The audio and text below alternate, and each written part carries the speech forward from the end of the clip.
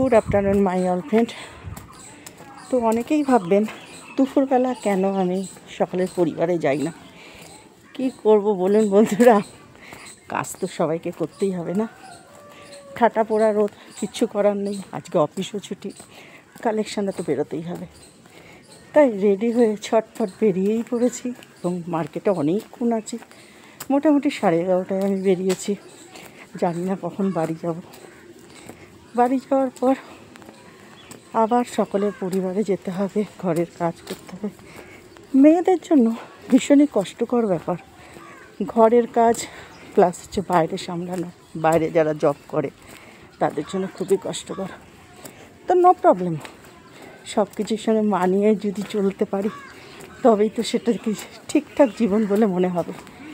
মানিয়ে যদি না চলতে পারি সেটাকে কী করে হবে। যাই হোক, অনেক বছর ধরেই এই যে কাজটা আমি করি সেই কাজের সঙ্গে যুক্ত আছি।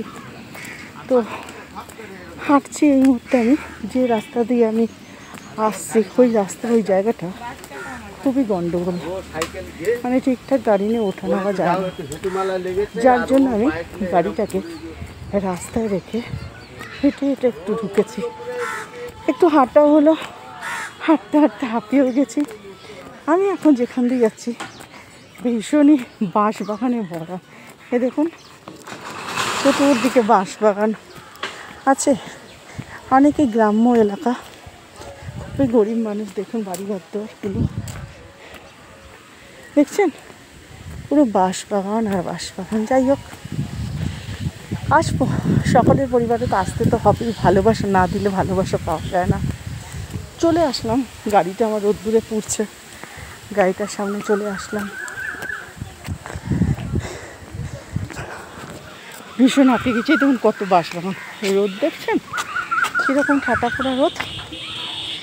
এবার আবার গাড়িতে বসবো। গাড়িতে আমার স্ট্যান্ড নেই, রোডে স্ট্যান্ডের মধ্যে ফোনটা রেখে শ্যুট করতে করতে যাওয়া যায়, তো সেটা হয়ে উঠলো না।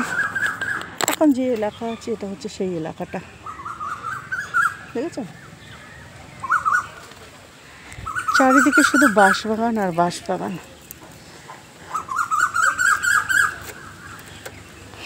কাজ মানে দূর দূর প্রান্ত, এ প্রান্ত থেকে ও প্রান্ত, শুধু গাড়ি নিয়ে ছোটা আর ছোটা, আর কিছু না। তো বন্ধুরা, আশা করি সকলেই ভালো আছেন, আমিও খুব ভালো আছি।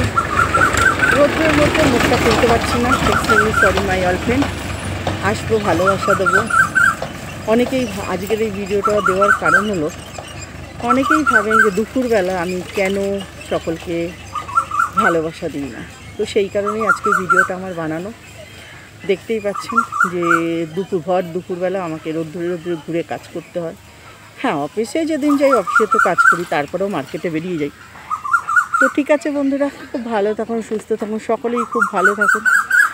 যদি কথাগুলো কিছু ভুল বলে থাকি, extremely sorry my all friend. চিন্তা করবেন না, আমি আছি সকলের পাশে এবং থাকবো। এই বলে আমি আমার ভিডিওটা এখানেই সমাপ্ত করলাম। ওকে, হ্যাঁ, আর একটা কথা, সুস্থ থাকুন, সবল থাকুন, সকলের পাশে থাকুন, সকলের ভালো করুন।